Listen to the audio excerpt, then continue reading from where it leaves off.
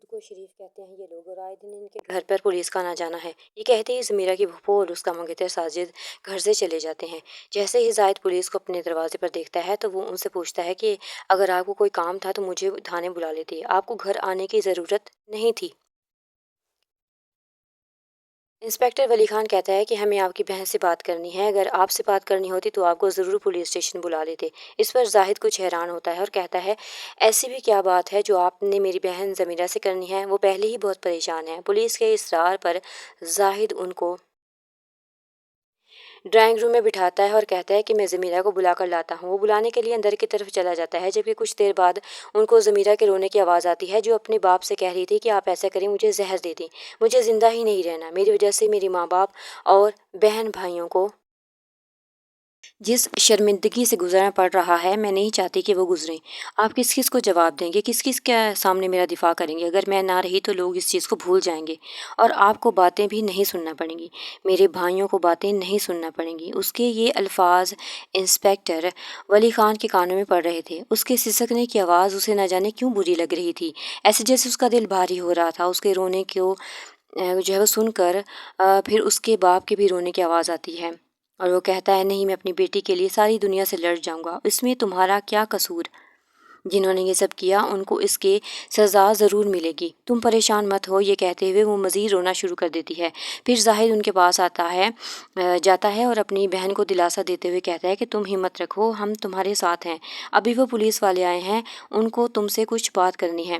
وہ آنکھوں میں آنسو بھرے ہوئے حیرانگی سے اپنے بھائی کی طرف دیکھتی ہے اور کہتی ہے ایک تو یہ بار بار میرے زخم دوبارہ تازہ کرنے کے لیے آ جاتے ہیں، ان کو کون سی ایسی بات ہے جو میں نے نہیں بتائی جو یہ دوبارہ مجھ سے پوچھنے آ جاتے ہیں؟ پھر وہ روتے ہوئے ایک بڑی سی چادر اپنے اوپر لیتے ہوئے خود کو کور کرتی ہے اور ڈرائنگ روم کی طرف اپنے بھائی زاہد کے ساتھ چل پڑتی ہے۔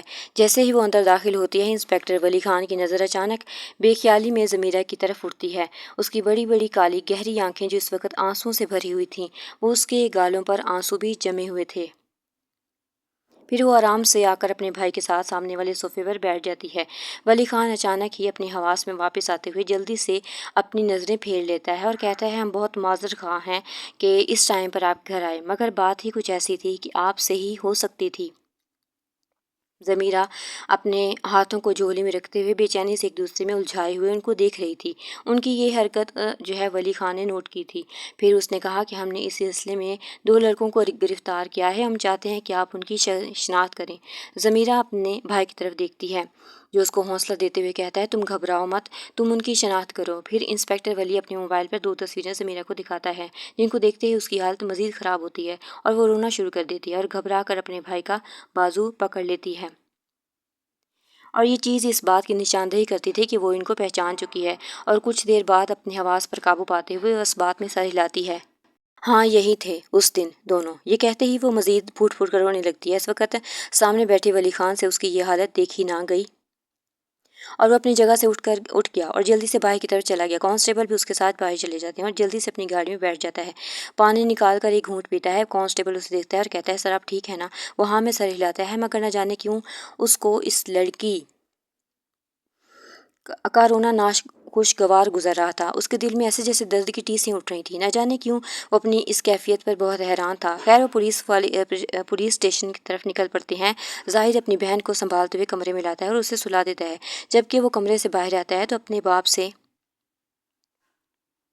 مخاطب ہوتا ہے اور کہتا ہے کہ عادل گھر پر کیوں نہیں رک رہا؟ میں ایک چیز نوٹ کر رہا ہوں، اس حادثے کے بعد وہ گھر پر ہی کم رکتا ہے، اور اگر رکتا بھی ہے تو کسی سے بات نہیں کرتا۔ اس نے ایک دفعہ بھی ضمیرہ کے پاس بیٹھ کر اسے تسلی نہیں دی۔ اس کا باپ اور اس کی ماں زیبا اسے کہتے ہیں ہمیں تو لگتا ہے کہ اس کو اس بات کا بہت صدمہ ہوا ہے، وہ اس چیز کو نہیں بھلا پا رہا۔ لیکن ظاہر کو یہ بات اپنے بھائی کی بہت عجیب لگ رہی تھی۔ پھر وہ ہوا جس کے بارے میں کسی نے سوچا بھی نہیں تھا۔ پولیس تفتیش کے دوران دونوں لڑکوں زبیر اور حیدر نے عادل کا نام لیا۔ حالانکہ عادل ان کے ساتھ شامل نہیں تھا، مگر پھر بھی انہوں نے بتایا کہ وہ تینوں مل کر یہ کام کرتے ہیں اور آج سے پہلے بھی بہت دفعہ اس طرح سے کر چکے ہیں۔ جب ولی خان کو یہ بات پتہ چلی تو اس کے پیروں سے زمین کھسک گئی کہ کیسے کوئی بھائی اپنی بہن کے ساتھ اس طرح سے کر سکتا ہے، کسی کے حوالے کر سکتا ہے۔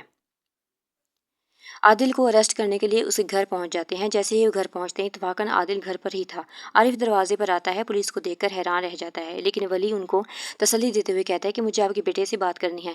وہ ایک دم سے ان کو اس کے اریسٹ کا نہیں بتاتا کیونکہ وہ ان کی ذہنی کیفیت بھی سمجھ رہا تھا۔ پھر عادل جو ہے کوئی آواز لگاتا ہے تو وہ ناسمجھی سے باہر آتا ہے، کیونکہ اسے پتہ نہیں تھا کہ باہر پولیس آئی ہے۔ پھر جیسے ہی وہ پولیس کو دیکھتا ہے الٹے پاؤں پیچھے مڑ جاتا ہے اور بھاگنے کی کوشش کرتا ہے۔ دونوں کانسٹیبل اس کی طرف جاتے ہیں اور بھاگنے کی کوشش کو ناکام کر دیتے ہیں۔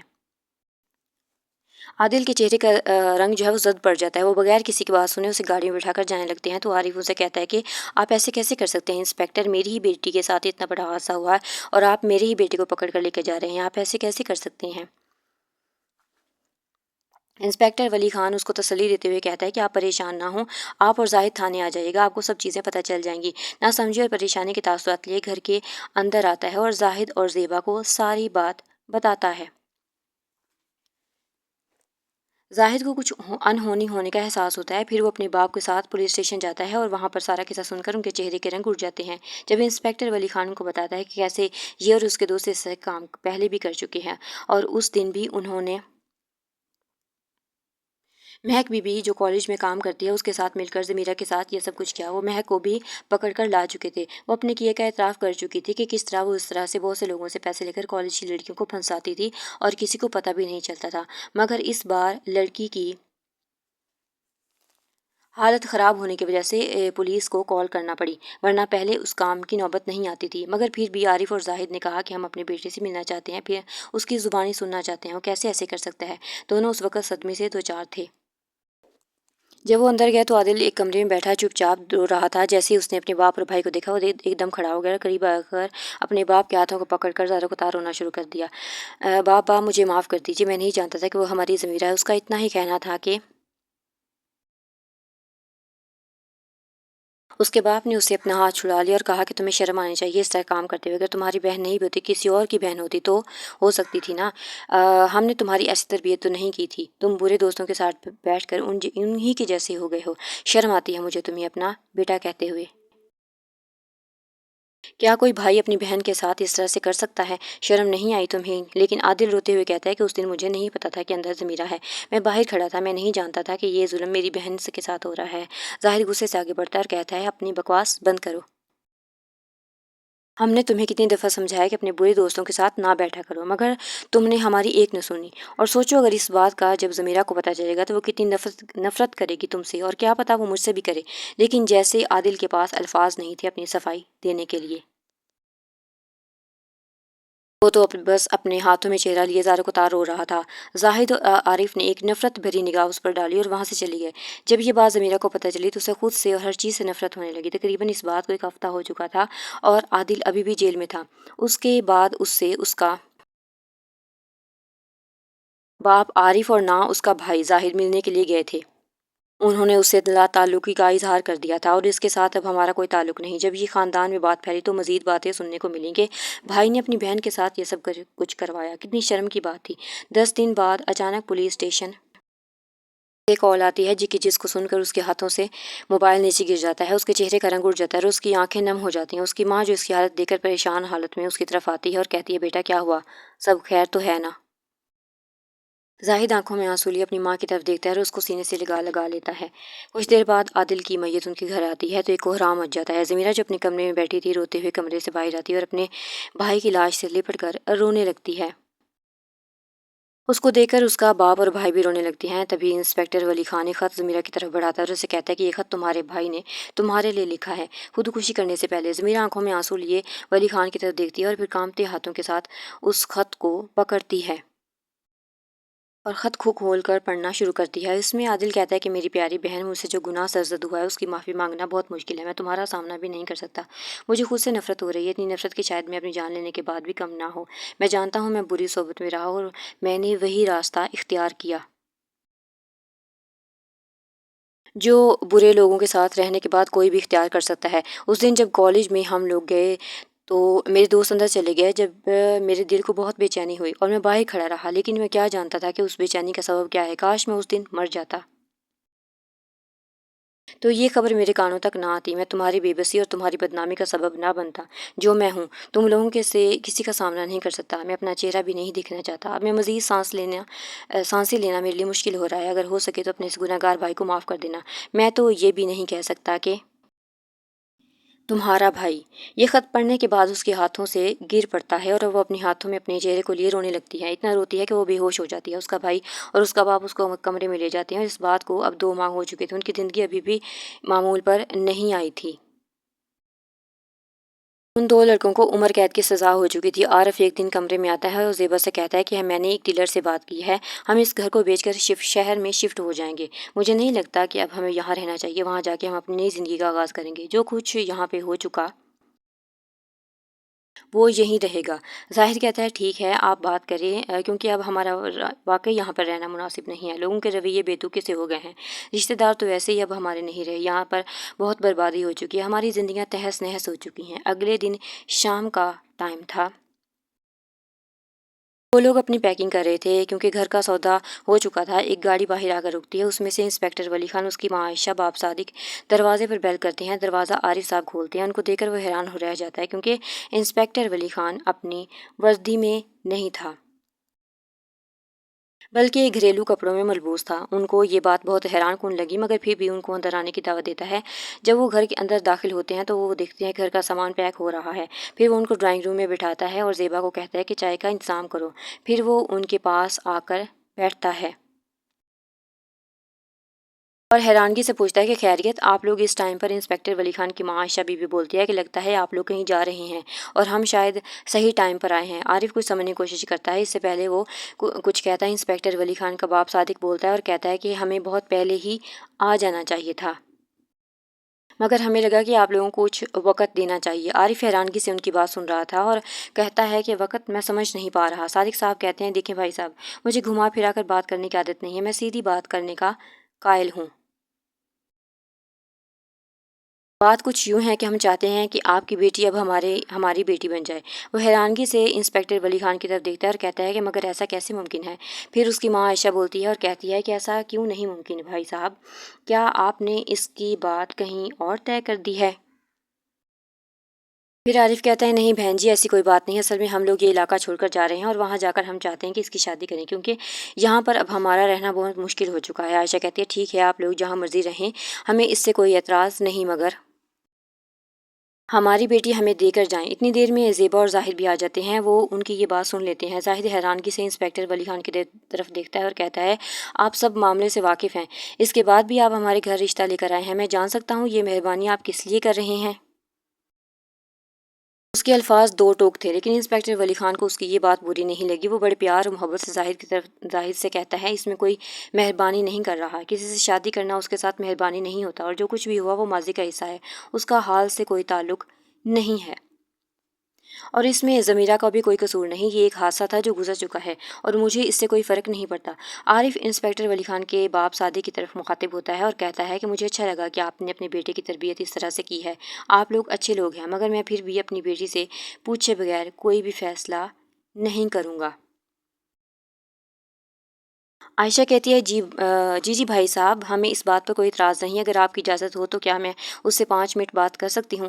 عارف زیبا کی طرف دیکھتا ہے جو کہ اس بات میں سر ہلاتی ہے۔ پھر عائشہ زیبا کے ساتھ ضمیرہ کے کمرے کی طرف جاتی ہے۔ ضمیرہ بہت خاموشی سے اپنے کمرے میں بیٹھی کتاب پڑھ رہی تھی۔ اس کے چہرے پر مایوسی تھی، جبکہ اپنا سامان وہ پہلے ہی پیک کر چکی تھی۔ اب وہ آرام سے بیٹھی اپنے ماں باپ کے اگلے عمل کا انتظار کر رہی تھی۔ جیسے ہی دروازہ کھلتا ہے، اندر ایک اجنبی عورت کو دیکھ کر وہ گھبرا جاتی ہے اور اچانک سے کھڑی ہو کر اپنا دوپٹہ سیدھا کرنے لگتی ہے، کیونکہ اس حادثے کے بعد اس نے لوگوں سے ملنا ختم کر دیا تھا۔ عائشہ مسکراتے ہوئے اپنائیت والے لہجے کے ساتھ ضمیرہ کی طرف دیکھتے ہوئے کہتی ہے ضمیرہ کیسی ہو؟ ضمیرہ ناسمجھی سے اپنی ماں کی طرف دیکھتی ہے تو زیبا ضمیرہ کو بتاتی ہے کہ انسپکٹر ولی خان کی ماں ہے، تم سے ملنے کے لیے آئی ہیں۔ ضمیرہ حیرانگی سے اس کی طرف دیکھتی ہے، کیونکہ وہ سمجھ نہیں پا رہی تھی کہ اس کی ماں اس سے ملنے کیوں آئی ہے، لیکن پھر خاموشی سے جواب دیتے ہوئے کہتی ہے جی آنٹی میں ٹھیک ہوں۔ پھر وہ اس کے ساتھ بیٹھ جاتی ہے اور اس کا ہاتھ اپنے ہاتھوں میں لے کر کہتی ہے ماشاءاللہ، جیسا سنا تھا اس سے کہیں زیادہ خوبصورت پایا۔ اس کی اس بات پر ضمیرہ کے چہرے پر ایک لالی بکھر جاتی ہے، شرمندگی سے بھری ہوئی، اور وہ اپنی نظریں شرمندگی اور خفگی سے جھکا لیتی ہے۔ جب عائشہ دیکھتی ہے کہ ضمیرہ کچھ اچھا محسوس نہیں کری تو اس کو کہتی ہے کہ دیکھو بیٹا، تمہارا ماضی گزر چکا ہے، اس کے بارے میں تمہیں شرمندہ ہونے کی بالکل بھی ضرورت نہیں۔ ہم یہاں تمہیں اپنی بیٹی بنانے کے لیے آئے ہیں۔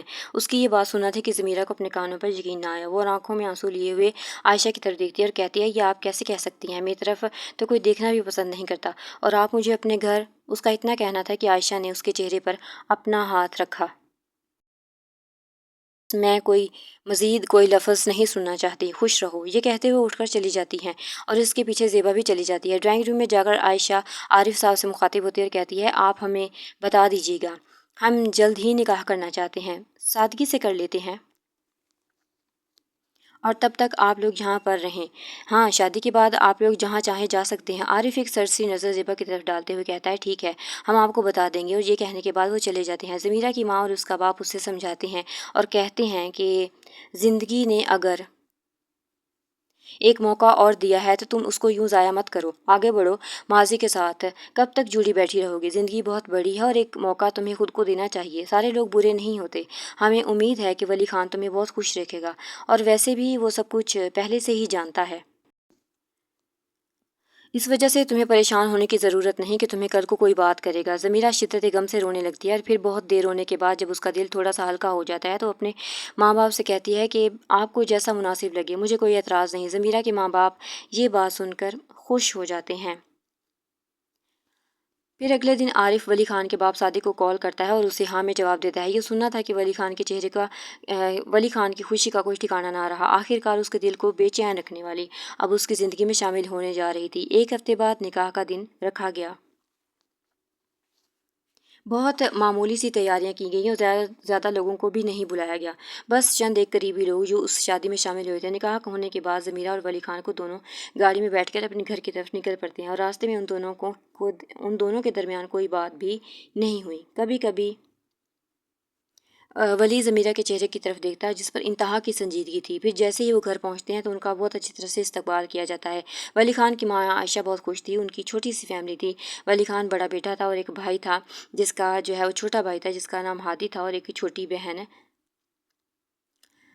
وہ لائبہ تھی۔ وہ بہت خوش تھے بھابھی کے گھر آنے پر چھوٹی موٹی رسومات کے بعد ضمیرہ کو ولی خان کمرے میں بٹھایا گیا۔ ضمیرہ پریشانی سے اور گھبراہٹ کا شکار تھی۔ اس کے ہاتھ پاؤں ٹھنڈے پڑ رہے تھے۔ ابھی موسم اتنا ٹھنڈا نہیں رہا تھا، مگر پھر بھی اسے سردی لگ رہی تھی، شاید گھبراہٹ اور پریشانی کی وجہ سے تھی۔ اور پھر وہ لمحہ آیا جب ولی خان کمرے میں آیا۔ جیسے ہی وہ کمرے میں آیا ضمیرہ خود میں سمٹ گئی۔ اسے سمجھ نہیں آ رہا تھا وہ کیسے اس سے نظریں ملائے۔ ولی خان خاموشی سے اس کے پاس آ کر بیٹھتا ہے اور اس کے چہرے کو باغور دیکھنے کے بعد اس سے مخاطب ہوتا ہے، ضمیرہ میری طرف دیکھو۔ ضمیرہ ہچکچاتے ہوئے آہستہ سے پلکیں اٹھائے ولی خان کو دیکھتی ہے، اور اس کی آنکھوں میں ہلکی نمی کو ولی خان نے بھی دیکھا تھا۔ پھر اس کے ہاتھوں کو اپنے ہاتھوں میں لے کر وہ کہتا ہے کہ میں سمجھ سکتا ہوں تمہارے دل کی کیا کیفیت ہے، تمہیں پریشان ہونے یا گھبرانے کی ضرورت نہیں، میں ہوں تمہارے ساتھ۔ یہ سننے کے بعد ضمیرہ کی آنکھوں میں مزید آنسو آ گئے جن کو ولی خان نے اپنے ہاتھوں سے صاف کیا۔ تو پھر وہ روتے ہوئے کہتی ہے کہ آپ نے مجھ پر ترس کھا کر مجھ سے شادی کی نا؟ میں جانتی ہوں، مگر آپ کو ایسا نہیں کرنا چاہیے تھا۔ آپ کو مجھ سے بہتر کئی لڑکیاں مل جاتی ہیں، آپ نے خود کو میرے لیے کیوں مصیبت میں ڈالا؟ ولی خان مسلسل اس کے چہرے کی طرف دیکھ رہا تھا، اور ضمیرہ کے چپ ہونے کے بعد اس کو دیکھتے ہوئے کہتا ہے، بس، یا کچھ اور بھی کہنا ہے؟ ضمیرہ چہرے پر حیرانگی لیے ہوئے ولی خان کی طرف دیکھتی ہے، جیسے اسے ان چیزوں کا یا ان باتوں کو کوئی فرق نہ پڑا ہو۔ پھر ولی خان کہتا ہے، پہلی بات تو یہ کہ میں نے کسی پر کوئی احسان نہیں کیا، نہ ہمدردی کی ہے۔ شادی کا رشتہ دو فریق کے درمیان برابری کا ہوتا ہے۔ میں نے اپنی مرضی اور رضا سے تمہیں اپنی زندگی میں شامل کیا ہے، اور میں بہت خوش ہوں۔ اور میں تمہیں ایک اور بھی بات بتانا چاہتا ہوں، چاہے تم اس چیز کو نہ سمجھو یا مجھ پر اعتبار نہ کرو، کیوں، مگر میں نے جب سے تمہیں دیکھا تھا تم نہ جانے کیوں میرے دل میں گھر کر گئی تھی۔ نہ چاہتے ہوئے بھی میں تمہارے بارے میں سوچتا رہتا تھا۔ پھر مجھے پتہ چلا کہ تمہاری شادی طے ہو چکی ہے تو میں نے خود کو بہت سمجھایا، مگر دل ہی دل میں یہ خواہش کرنے لگا کہ کچھ ایسا ہو جائے کہ تم مجھ سے شادی کر لو، اور دیکھو میری خواہش پوری ہوئی۔ میں تمہیں کسی چیز پر زبردستی کے لیے آمادہ نہیں کروں گا۔ میں اس رشتے کو سمجھنے کے لیے اور اس پر قائم ہونے کے لیے اگر تمہیں کچھ وقت درکار ہے تو مجھے کوئی اعتراض نہیں ہوگا۔ میرے لیے یہی بہت ہے کہ تم میری زندگی میں شامل ہو چکی ہو۔ میں کم از کم تمہیں ہر وقت دیکھ تو سکوں گا۔ اور یہ کہتے ہوئے اس کے چہرے پر ایک مسکراہٹ آتی ہے۔ ضمیرہ شرم سے اپنی آنکھیں جھکا لیتی ہے۔ اس کے چہرے پر آنے والی سرخی کو ولی خان نے بخوبی دیکھا تھا۔ پھر ولی خان اپنی جگہ سے اٹھ کر اپنا تکیہ اٹھانے لگا اور تو ضمیرہ نے اس کا ہاتھ تھام لیا۔ ولی خان بہت حیرانگی سے ضمیرہ کی طرف دیکھتا ہے۔ تو ضمیرہ کہتی ہے کہ آپ کہاں جا رہے ہیں؟ ولی خان پیار بھری نگاہ ضمیرہ پر ڈالتے ہوئے کہتا ہے کہ میں تمہیں زبردستی کے لیے اس رشتے کا آغاز کرنے پر فورس نہیں کروں گا۔ اگر تم چاہتی ہو کہ ابھی کچھ ٹائم ملے تمہیں تو میں ضرور دوں گا۔ میں زبردستی کا قائل بالکل بھی نہیں ہوں۔ محبت اور مرضی اس میں شامل ہونا بہت ضروری ہے۔ ضمیرہ نظریں جھکا لیتی ہے اور اس کے ہاتھ سے تکیہ پکڑ کر دوبارہ اس کی جگہ پر رکھ دیتی ہے اور کہتی ہے کہ آپ کو کہیں جانے کی ضرورت نہیں ہے۔ کیا آپ نے مجھے اکیلا چھوڑنے کے لیے مجھ سے شادی کی ہے؟ اور یہ کہتے ہوئے اپنی نظریں دوبارہ جھکا لیتی ہے اور بے چینی سے اپنے ہاتھوں کو مسلنے لگتی ہے۔ اس کی یہ حرکت ولی خان کو بغور وہ دیکھ رہا تھا۔ پھر اس کے پاس بیٹھتا ہوا پیار سے اس کے رخسار کو اپنے ہاتھ سے وہ چھوتا ہے اور تھوڑا سا اس کے چہرے کو اوپر کرتا ہے تو اس کے ماتھے پر اپنے ہونٹ رکھتا ہے۔